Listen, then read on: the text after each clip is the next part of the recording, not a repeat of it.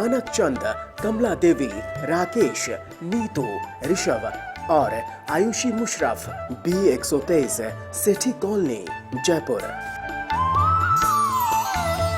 Shri Parshwanath re rolling mills limited, Durgapur 1, Bardhaman, West Bengal. Amita Jain, पत्नी अनिल कुमार जैन, संगीता जैन, पत्नी विपिन कुमार जैन। श्रीमती शशि बाला जैन, श्रेयांश जैन, श्रीमती अनुपमा जैन, शरीश जैन, श्रीमती शशि जैन, चेतन Jain, Asmit Jain, 54B, नवीन नगर, सहारनपुर, उत्तर प्रदेश। यशपाल जैन, श्रीमती सूरज जैन, शाहगढ़, सागर, मध्य प्रदेश। श्रीमती कमला देवी पाटनी, धर्मपत्नी स्वर्गीय श्री मदन लाल जी पाटनी, सुपुत्र राजकुमार पाटनी, कैलाश चंद पाटनी, प्रकाश चंद पाटनी, प्रदीप कुमार पाटनी, अनिल कुमार पाटनी, इम्फाल, मणिपुर। लक्ष्मी देवी जैन, सीमा जैन, धर्मपत्नी श्री अशोक जैन, मेहुल जैन, शाश्वत जैन, प्लॉट नंबर 658, महावीर नगर, प्रथम, जयपुर, राजस्थान। श्री दिगंबर जैन, महिला शास्त्र सभा, सूर्यनगर, गाजियाबाद। श्री सन्मति महिला मंडल, श्री दिगंबर जैन मंदिर, सेठी कॉलोनी, आगरा रोड, जयपुर। जय जिनेन्द्र तज्जयति परम ज्योति समं समस्तैरनन्तपर्यायैः दर्पणतलैव सकला प्रतिफलति पदार्थमालिका यत्र। पंच परमेष्टि भगवान की जय। सम्यक्त का स्वरूप बताने के बाद अब आचार्य सम्यक्त के 8 अंगों का वर्णन कर रहे हैं। सम्यक्त का पहला अंग था निशंकित अंग, उसकी चर्चा पिछली ज्ञानशाला में हो गई। आज निकांक्षित अंग की और निर्विचिकित्सा अंग की चर्चा करेंगे। आइए निकांक्षित अंग का श्लोक देखते हैं। एह जन्मनि विभवादि, न्यमूत्र चक्रे त्वकेशवत्वादीन्,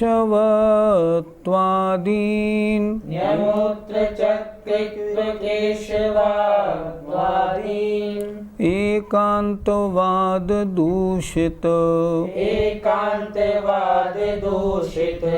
पर समयानपि च नाकांक्षेत्। बोलिए। एह जन्मनि विभवादि न्यमूत्र चक्रे त्वकेशवत्वादीन्, एकांतवाद दूषित पर समयानपि च नाकांक्षेत्।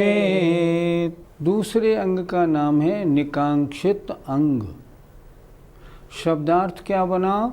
अर्थात कांक्षाओं का नहीं होना, कोई इच्छा नहीं करना, उसका नाम है निकांक्षित अंग। आचार्य क्या लिख रहे हैं देखें। इह जन्मनि, इस जन्म में, विभवादीनी, लौकिक वैभव आदि की, और अमूत्र परलोक में या अन्य जन्म में चक्रित्व चक्रवर्ती पद या नारायणादि पदों की, और एकांतवाद दूषित पर समयान, अर्थात एकांतवाद से दूषित जो अन्य धर्म हैं उन धर्मों की न आकांक्षेत, आकांक्षा नहीं करना। अर्थात अगले जन्म में मैं चक्रवर्ती बन जाऊं, नारायण बन जाऊं, या अन्य धर्म में पैदा हूं, इस धर्म में क्या पैदा हो गया, ऐसी वांछा नहीं करना। इसका नाम निकांक्षित अंग है। पंडित जी, निदान किसे कहते हैं? इस जन्म में और अगले जन्मों में सांसारिक वैभव की इच्छा करना, इसका नाम निदान है। फिर एक बार देखें, हमने अगर भगवान से ये कहा ना, भगवान मुझे मोक्ष मिल जाए, ये निदान नहीं। भगवान मुझे सम्यक दर्शन की प्राप्ति हो, ये निदान नहीं। निदान माने इस जन्म में और अगले जन्मों में सांसारिक भोगों की वांछा करना, इसका नाम निदान है। जो सम्यक दृष्टि होता है वो इस जन्म में भी और अगले जन्मों में भोगों की वांछा बिल्कुल नहीं करता, ये उसका निकांक्षित अंग है। अच्छा, वांछा करे भी क्यों? उसको जो यहाँ इस जन्म में जो वैभव और जो भोग मिले हैं, जब वो उनको ही मन से नहीं भोगता तो फिर अगले जन्मों में और भोगों की क्या वांछा करेगा? इसलिए सम्यक दृष्टि को इस जन्म में भी भोग नहीं चाहिए और अगले जन्म में भी भोगों की कोई इच्छा नहीं होती, उसके निकांक्षित नाम का अंग होता है। पंडित जी, क्या नारायण चक्रवर्ती आदि भी निदान से बनते हैं? इस संबंध में हमें 3 बातों की जानकारी लेनी है। 63 शलाका पुरुषों में जो तीर्थंकर और बलदेव या बलभद्र होते हैं, वे कभी निदान से नहीं बनते। जो चक्रवर्ती होते हैं, कोई निदान से बनते हैं, कोई बिना निदान के भी बनते हैं। जैसे जो गुजरे हुए 12 चक्रवर्ती हुए चौथे काल में, उनमें शुभोम और एक दूसरे ब्रह्मदत्त, ये दोनों निदान से बने थे। अच्छा, जितने नारायण प्रतनारायण होते हैं, ये तो निदान से ही बनते हैं। मैं इसको मारूं, मैं इससे बदला लूं, ये निदान बांध के वे मरते हैं और नारायण प्रतनारायण बनकर आपस में एक दूसरे का इस तरह विरोध करते हैं। तो शलाका पुरुषों में क्या हुआ? तीर्थंकर और बलभद्र कभी निदान से नहीं, चक्रवर्ती कभी निदान से बने या न भी बने, और नारायण प्रतनारायण हमेशा निदान से ही बनते हैं। पंडित जी, क्या सम्यक दृष्टि दुख कहो कम्मक कहो वो ही लाहो समय मरणम नहीं बोलता क्या? इससे भी तो कर्मों का निदान होता है। हमने निदान की क्या परिभाषा बताई थी? इस जन्म में और अगले जन्मों में भोगों की वांछा करना। अच्छा, अब आपने बोला दुख खो, मेरे जन्म जरा मरण रोगों का क्षय हो, इसमें भोगों की वांछा हुई क्या? नहीं हुई। कम्मक खो, भगवान मेरे कर्मों का क्षय हो, भोगों की वांछा हुई क्या? नहीं हुई। वो हिला हो, मुझे रत्नत्रय की प्राप्ति हो, इसमें भी नहीं। सुगई गमनम, मेरा सुगति में गमन हो, क्यों? ताकि मैं अच्छी गति में जाके पूजा पाठ प्रभु भजन में लगा रहूं, भोगों की वांछा नहीं हुई। कहाँ हुई भोगों की वांछा? समाहि मरणम, इसमें भोगों की वांछा कहाँ हुई? जिन गुण संपत्ति हो मध्यम, इसमें भी भोगों की वांछा नहीं हुई। कुछ लोग कहते हैं ये भी तो निदान है, निदान नहीं। निदान इस जन्म में अगले जन्म में भोगों की वांछा करना, यहाँ भोगों की वांछा कर ही नहीं रहा है वह भक्त। तो ये चाह रहा है भगवान किसी तरह मेरे सारे कर्मों का क्षय हो जाए, मुझे रत्नत्रय की प्राप्ति हो, इसे हम निदान नहीं कहते। पंडित जी, अन्य धर्म की आकांक्षा से क्या लेना? एकांतवाद से दूषित जो और अन्य धर्म हैं, उन अन्य धर्मों का वैभव देखकर, जैसे इस धर्म के मानने वाले ये जो हेड हैं, इनके कितने ठाठ हैं, इनकी कितनी चलती है, हमारे यहाँ तो किसी की कुछ नहीं चलती, किस धर्म में पैदा हो गए, ये धर्म तो बोलो आलसियों का, बेकार लोगों का है, ऐसी वांछा कभी नहीं करेगा। अन्य धर्म की इच्छा नहीं, वो तो कहेगा मेरा बड़ा भाग्य था जो मैं इस धर्म में पैदा हुआ हूँ, इस धर्म का अन्य धर्म से क्या मुकाबला। तो अगले जन्म में भी भगवान जब भी रहूं बुध याचहूँ तुम भक्ति भव भव दीजिए शिवनाथ जी। हे भगवान, जब भी अगला मेरा जन्म हो आपकी भक्ति ज़रूर मिले, क्यों? इसका कोई मुकाबला नहीं। इसलिए अन्य धर्मों की वांछा करने का तो यहाँ प्रश्न ही नहीं है। अन्य धर्मों की वांछा करता है तो मिथ्या दृष्टि हो ही गया। सम्यक दृष्टि को भोगों की वांछा क्यों नहीं होती? रत्नकरण श्रावकाचार में जो निकांक्षित का श्लोक दिया है वो बहुत उपयोगी है।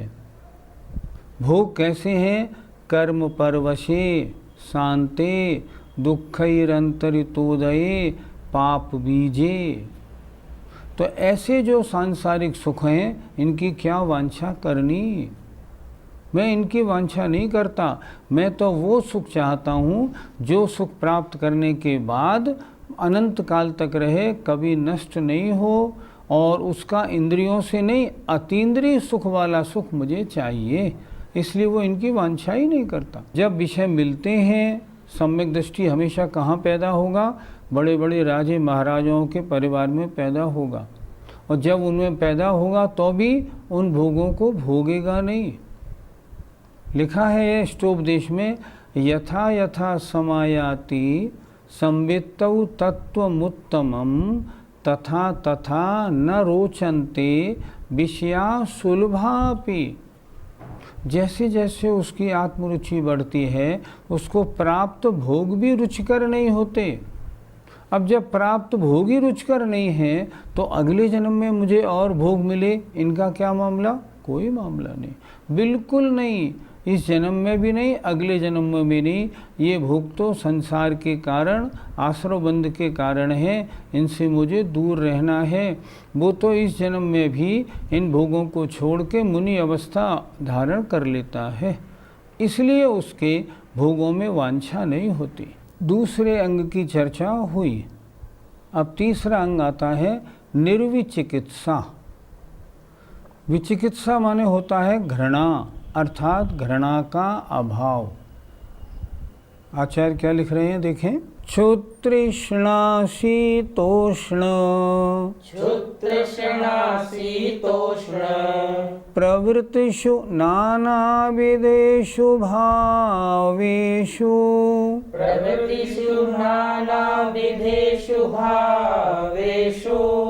द्रव्येषु पुरीषादिषु विचिकित्सा नैव करणीया।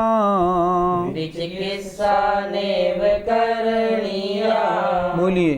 क्षोतृष्णा शीतोष्ण प्रवृत्तिषु नानाविधेषु भावेषु द्रव्येषु पुरीषादिषु विचिकित्सा नैव करणीया।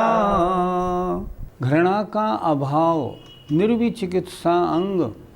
सम्यक दृष्टि पदार्थों में घृणा नहीं करता, उसके बारे में लिख रहे हैं, देखें।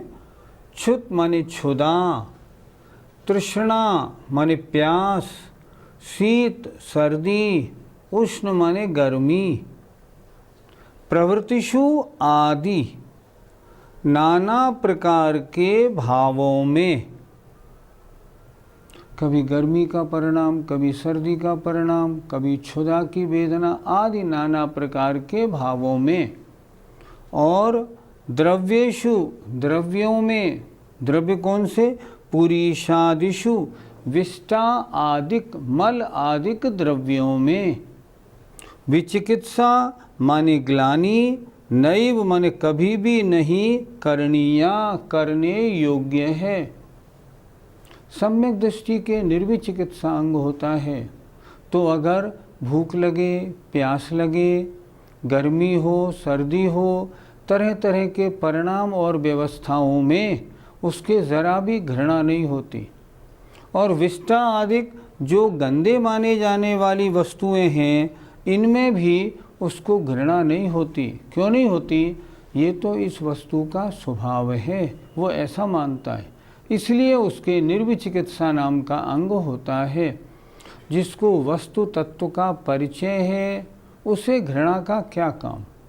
एक बार फिर देखें। क्षुधा, भूख, प्यास, शीत, उष्ण जाड़ा गर्मी, प्रवृत्तिषु आदि नाना प्रकार के भावों में, और पुरीषादिषु विष्टा आदिक द्रव्यों में विचिकित्सा ग्लानि नहीं करनी चाहिए।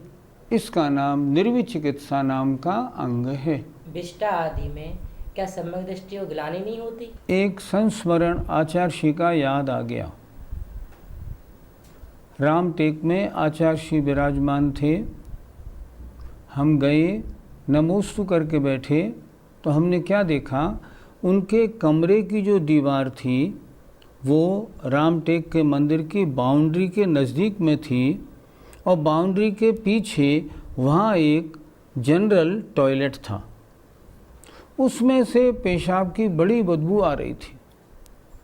हम गए, नमोस्तु करके बैठे, हमने अपनी थोड़ी चर्चा की और हमने कहा आचार्य श्री ये कमरा ठीक नहीं है, मैं अभी कमेटी वालों से कहता हूँ आप दूसरे कमरे में पधार जाइए।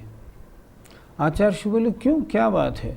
मैंने कहा महाराज जी ये बाहर टॉयलेट है, उसके तमाम पेशाब की कितनी बदबू आ रही है इस कमरे में, आप बीमार भी हो जाएंगे और बदबू तो बदबू ही है, इसमें क्यों रहें?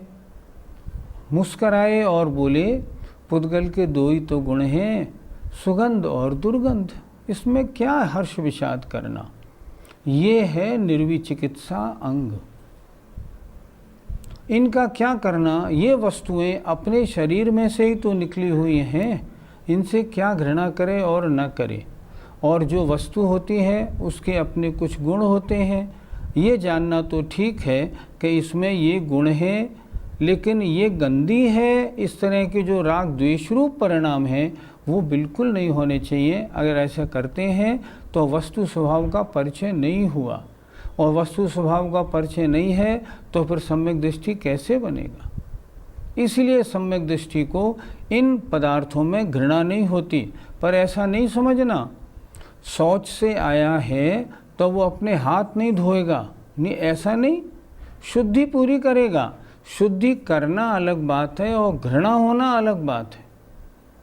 शुद्धि आवश्यक है तो ज़रूर करनी है, पर घृणा नहीं करनी। दो तरह के परिणाम होते हैं। सामने कोई व्यक्ति आ गया मान लो, और उस व्यक्ति के कोढ़ निकला हुआ है, सारे शरीर से मान लो मक्खियाँ भिनक रही हैं और उसमें से मवाद चू रहा है। अब दो काम हो सकते हैं, या अगर आप उसको देख के घृणा करते हैं तो पाप का बंध, और अगर उसको देख के आप सोचते हैं लगता है इसने पूर्व जन्म में किन्हीं मुनि महाराज की निंदा की होगी, देखो कैसे कर्म का फल इसको मिल रहा है, अगर ऐसा विचार किया ना तो अपाय विषय नाम का धर्म ध्यान भी हो सकता है। वस्तु एक है, दोनों में कारण है, जुगुप्सा में भी कारण है और अपाय विषय धर्म ध्यान में भी कारण है। अपाय विषय नहीं, विपाक विषय धर्म ध्यान में भी कारण है। इसलिए सम्यक दृष्टि की सोच हमेशा पॉजिटिव होती है और वो ऐसे प्रसंगों में कभी घृणा का भाव नहीं करता। पंडित जी, मुनियों के मलिन शरीर को देखकर उसका कैसा विचार होता है? 6 ढाला की पंक्ति आपको याद होगी, मुनि तन मलिन न देख घिनावे। मुनियों का शरीर मलिन है, लेकिन ये मलिनता निम्न नहीं, ये उच्चता का द्योतक है। देखो इन मुनि महाराजों का वैराग्य, देखो इनका शरीर के प्रति निर्ममत्व, के शरीर में पसीना आए, मैल जमे, फिर भी उसमें बिल्कुल कुछ नहीं करते।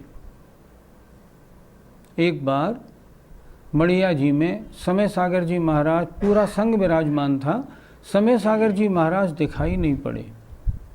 हमने कहा देखें समय सागर जी महाराज कहाँ हैं। ढूंढते ढूंढते मड़िया जी में ऊपर सीढ़ी पे चढ़े तो एक तरफ दीवार की तरफ मुंह करके समय सागर महाराज विराजमान थे। हमने कहा महाराज जी नीचे पंचकल्याणक हो रहा है, आप यहाँ कहाँ विराजमान हैं, नीचे क्यों नहीं? उन्होंने कितना अच्छा उत्तर दिया, पंचकल्याणक कराने वाले पंचकल्याणक करा रहे हैं, मेरा क्या काम, मैं यहाँ अपने काम में लगा हुआ हूँ। और भी चर्चाएं उनसे हुई। इतने में क्या देखा, हमारे साथ पंडित मूलचंद जी लोहाड़िया किशनगढ़ वाले भी थे। हम दोनों ने क्या देखा, महाराज की पीठ पे मैल के खुरंट उखड़े हुए थे। उन्होंने क्या किया, अपना दुपट्टा लिया और दुपट्टे से उन खुरंटों को हटाने लगे। उन्होंने जैसे ही वो लगाया, महाराज बोले क्या कर रहे हो, क्या कर रहे हो? उन्होंने कहा महाराज ये मैल के खुरंट जम गए हैं, इन सबको साफ कर रहा हूँ। महाराज बोले अरे ये खुरंट नहीं, ये तो हमारे आभूषण हैं, इन्हें लगे रहने दो। उन्होंने नहीं हटाने दिए। सम्यक दृष्टि क्या सोचता है? स्वभाव तव सुचौ काये रत्नत्रय पवित्रते निर्जुगुप्सा गुण प्रीतिर। स्वभाव से काया अशुचि है, लेकिन इन्होंने रत्नत्रय धारण किया है।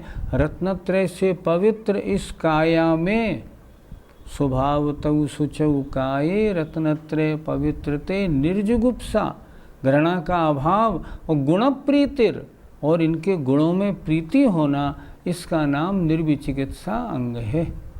सम्यक दृष्टि का सोच तो ऐसा होता है। हम अपने जीवन में इस अंग को कैसे उतार सकते हैं? आप तो गृहस्थी वाले हैं, और गृहस्थी में ऐसे बहुत से प्रसंग आया करते हैं जिनमें घृणाओं का प्रसंग खड़ा हो जाता है। मैंने एक बार देखा, जयपुर की ही बात है, कि एक सज्जन के जो घर के हेड थे, उनके शरीर में कैंसर फूट रहा था।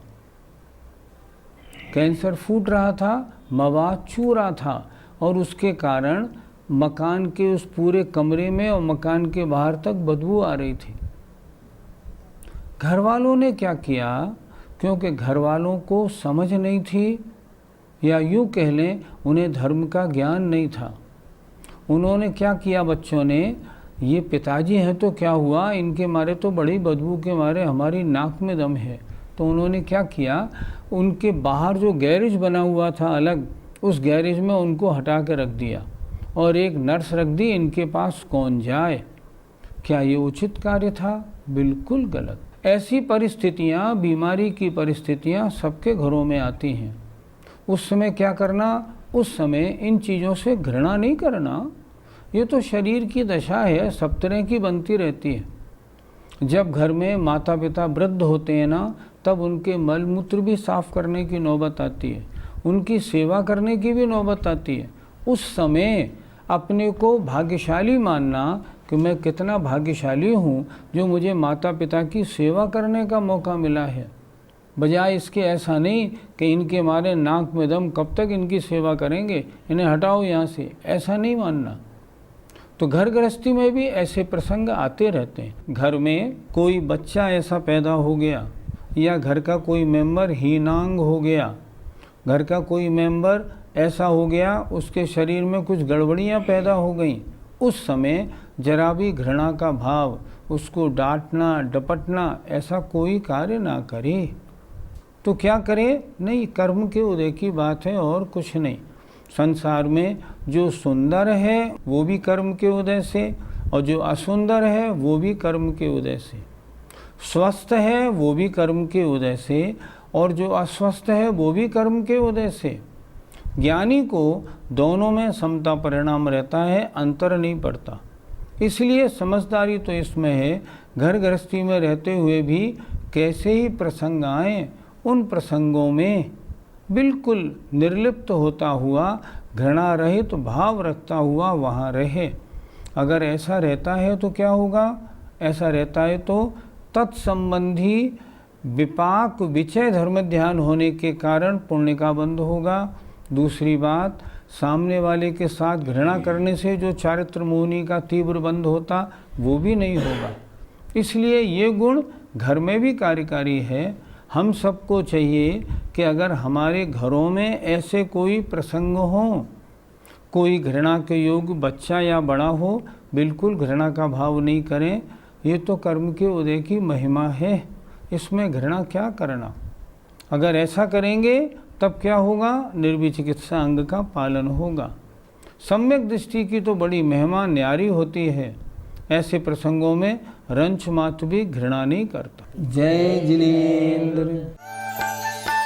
मानक चंद, कमला देवी, राकेश, नीतू, ऋषभ और आयुषी मुशरफ, B123, सेठी कॉलोनी, जयपुर।